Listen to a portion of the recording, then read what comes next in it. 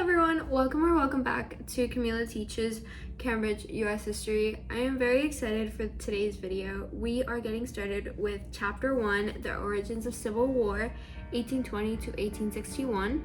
And today we are going to be doing Chapter 1.1, which is how was the issue of slavery addressed between 1820 and 1850. So I'm going to be going through everything in chronological order. Here's a little overview of what chapter 1.1 is about, and you can be taking notes while doing this or looking at your own notes that you have written throughout the year. So yeah, I have my notes here. I have my notes in my computer, so let's hope I don't miss anything. Yeah, let's begin.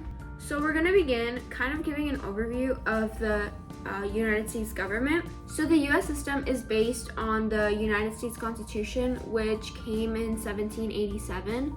This created the federal government with Congress. Congress is made up of the House of Representatives and the Senate, the President, and a Supreme Court. And a key feature of this is that power was shared between the federal government and the individual states. And this was a compromise itself because some individuals wanted a strong government, while others feared that it would take their states' rights away. So mainly what chapter 1.1 is about balance between the North and the South and what that had to do with slavery. The North and the South had a lot of sectional interests. So there was a big divide, and it wasn't really all about politics. It was about sectionalism, which kind of means loyalty to your region over the whole country, and this mainly came from Southerners. So the North was the free states, and it kind of was like more industrialized. It had more cities, more immigrants, and small farms, and slavery had been banned or it was dying out by the 1820s.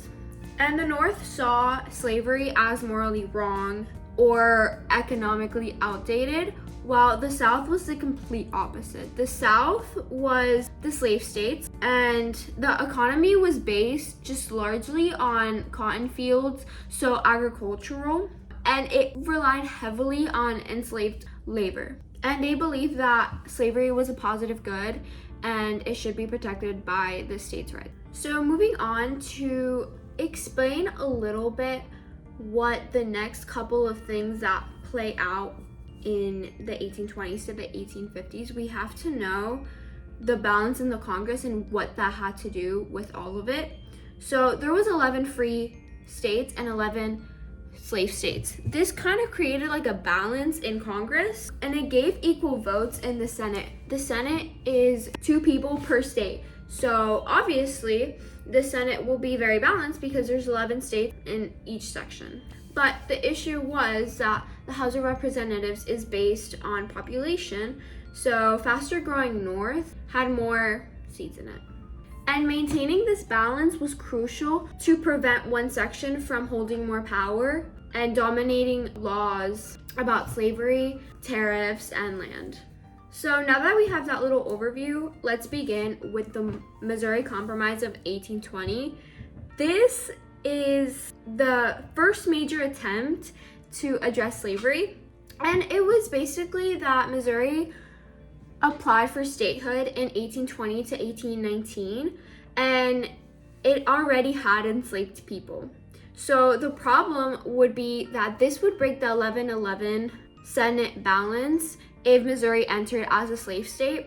So before the Missouri Compromise was compromised, there was this thing called the Tallmadge Amendment, which was proposed by a Northern congressman in 1819. This suggested gradually ending slavery in Missouri, and this passed in the House of Representatives because the North had more power in the House of Representatives, but it was blocked in the Senate by the South. So because this was blocked in the Senate, now we come to the Missouri Compromise of 1820, which was worked out by Henry Clay, and he's known as the Great Compromiser. So this was basically that Missouri admitted as a slave state and Maine admitted as a free state, which kept the balance 12-12.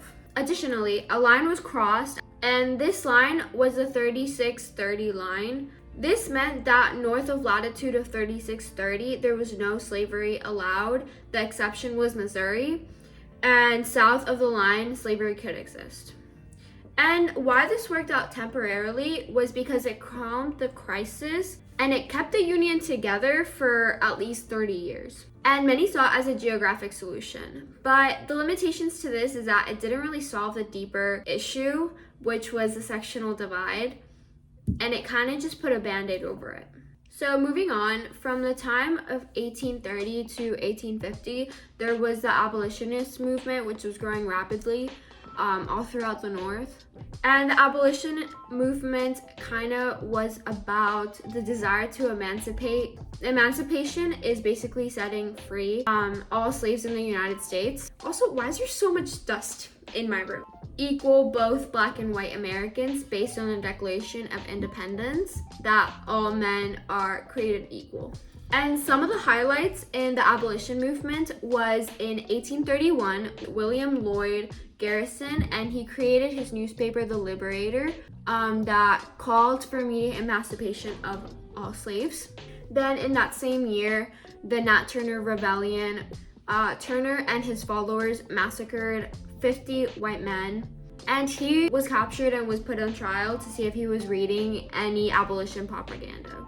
Another two highlights are the 1852 Frederick Douglass speech, The Meaning of the 4th of July, and the 1854 Harriet Beecher Stowe, and she writes Uncle Tom's Cabin. Moving on, from 1828 to 1833, we got the nullification crisis, which was basically that Vice President John C. Calhoun, he became angry over the passage of the 1820 tariff, which the South called the tariff of abomination. This is because the tariff caused high taxes on imports to protect the industry that was happening in the North, but it did not protect. This crisis went on for several years and it honestly threatened the Union, but Henry Clay developed the compromise tariff of 1833, which lowered tax rates slowly over a 10-year period. Moving on, in 1836, Texas broke away from Mexico and became an independent republic, and many Texans actually wanted to join the United States when this happened. Until in 1845, Texas had annexed into the United States as a slave state, but this upset the balance a bit and angered Mexico, which would in turn lead to the Mexican-American War in 1846. So the Mexican-American War was based on this idea of manifest destiny, which we will expand in a little bit, but it was basically that to fulfill manifest destiny, President James K. Polk, which was the president at that time, instigates a war with Mexico. Many Americans cheered on, but a growing vocal minority actually began to attack what they believed was the real reason for the war, which was the expansion of slavery into California. So to backtrack a little bit, what manifest destiny is basically the idea that it was God's will or the America's obvious right and or destiny for the United States to expand all the way across the continent to the Pacific Ocean. And this led to the rapid westward expansion, which was settlers, farmers, and politicians pushing for more land. But the expansion raised the same old question and again, would new territories and states allow slavery or not?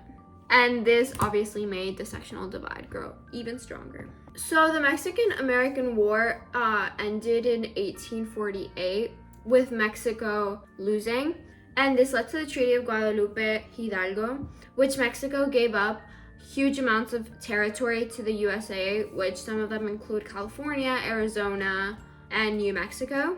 And when California was given to America, there was gold discovered in California. And this set into motion the debate of whether or not California was going to enter the United States as a free or a slave state, which directly leads to the Compromise of 1850. And the Compromise of 1850, there's really not much to say about it, just that it was another temporary hold on the hostilities and sectionalism over slaves. And while the Mexican-American War was going on, In 1846, there was this thing called the Wilmot Proviso, which was brought by David Wilmot, a Northern Democrat, and he proposed an amendment to the Appropriations Bill. This amendment would outlaw slavery in the newly acquired territories from Mexico. And it basically said that no slavery or involuntary servitude in any territory gained from Mexico. This passed in the House of Representatives because the Northern had a lot more votes due to their rise in population because of immigration and all of that. But it failed in the Senate because of the South. And yeah, that's basically all 1.1 is about. I hope you guys enjoyed. The next couple videos on chapter 1 will come out very soon. I hope this served as a little review, and I hope it helped you at least a little bit. Thank you so much for watching. Stay tuned for the next videos. Subscribe, like, do all of those good things. Bye, love you.